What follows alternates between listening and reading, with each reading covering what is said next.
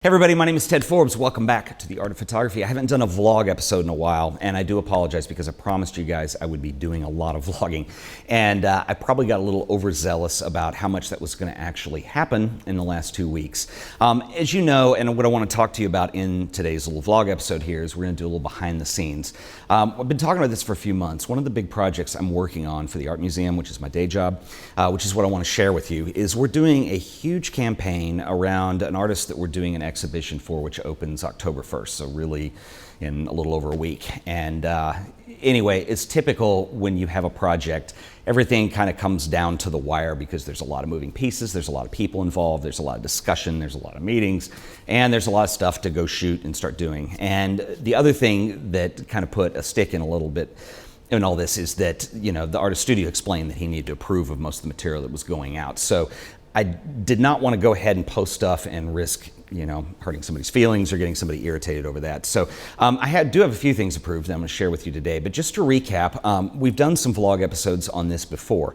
And so I'm going to put a link below in the show notes, or maybe I can do it here on screen if you're watching it, to where you can actually click on that and go check out all of the vlog posts that we've done. And, you know, the last, I think there's at least 3 or 4 that I did this summer that we were starting to chronicle this project. So basically the short of it is that, you know, Jim Hodges is a very well-known contemporary artist. He's an amazing, amazing guy.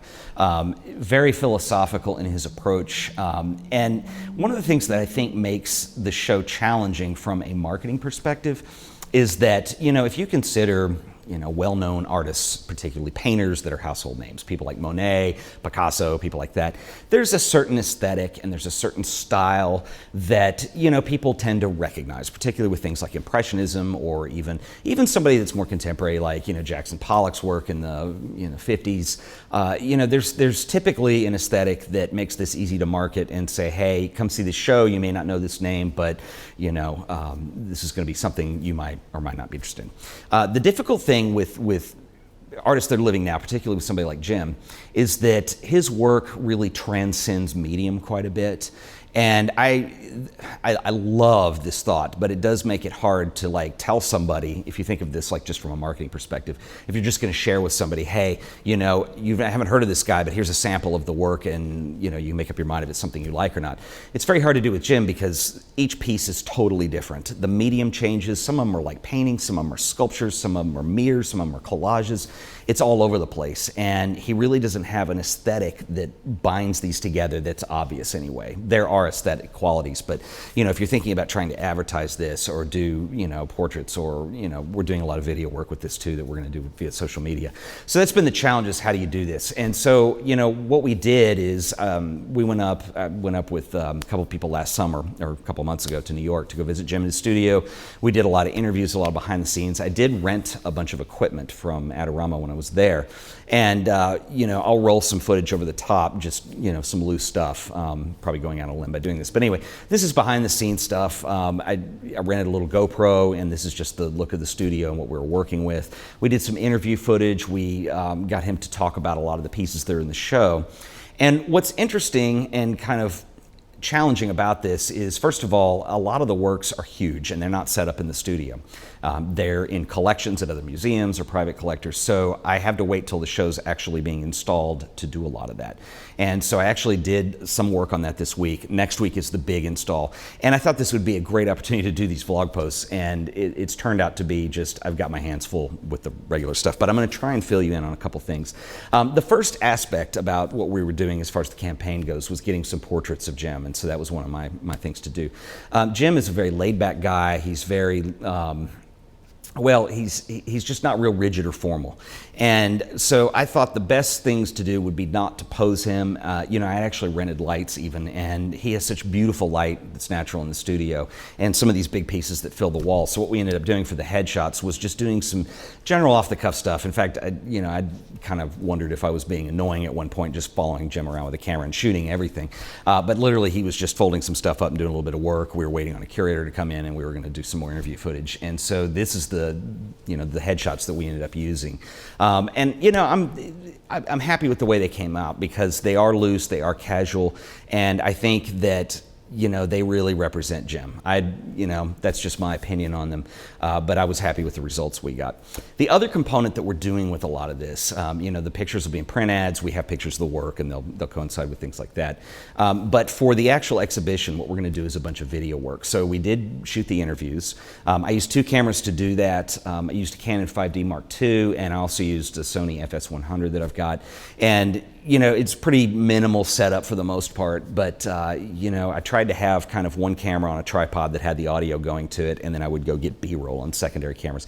I also use my little Sony NEX cameras, the NEX5 and the NEX7.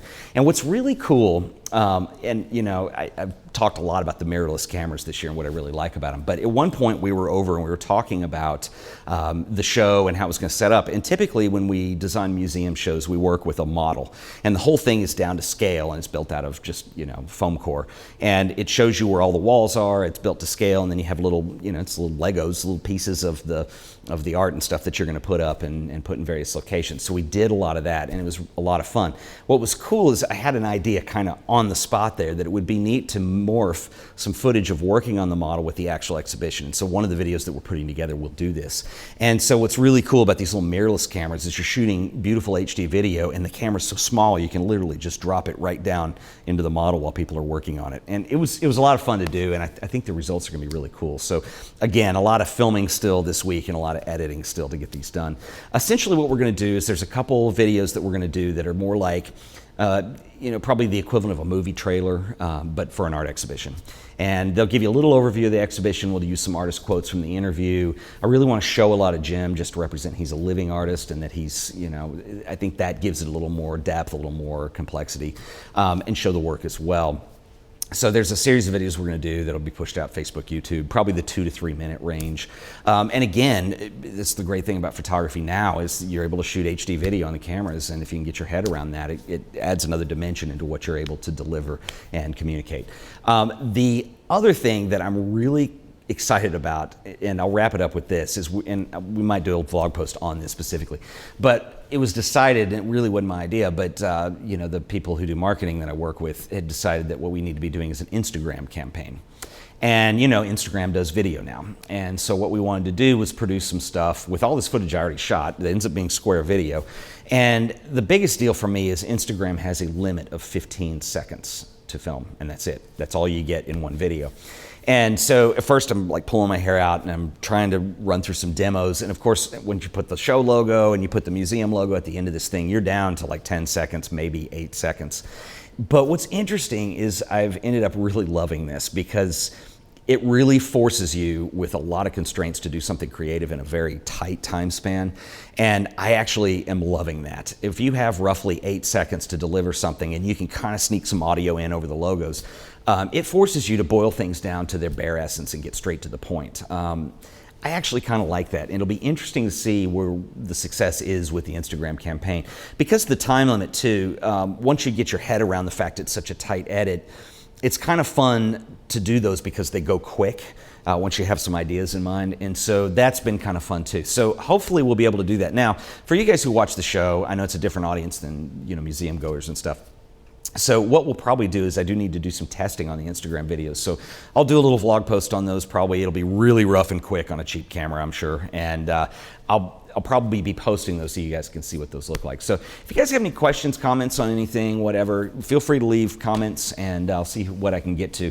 And like I said, I apologize because I really wanted to do a lot more behind the scenes vlog post kinds of stuff. And it's just been really difficult because of the load of work that I have on my plate right now. In fact, actually even doing this show has been really hard to sneak in, but had some time to film some episodes today and get them done, and so I wanted to go ahead and do that. So anyway, once again, guys, it's been a vlog edition of The Art of Photography, and start up the conversation, ask me stuff if you have any questions, and hopefully I'll be able to get to some stuff this week, so keep an eye out. But like I said, just be optimistic, but don't be disappointed, because I tend to bite off more than I can chew sometimes on my schedule. But anyway, we'll see what we can do, and once again, it's been The Art of Photography, and thank you guys for watching. See you next time.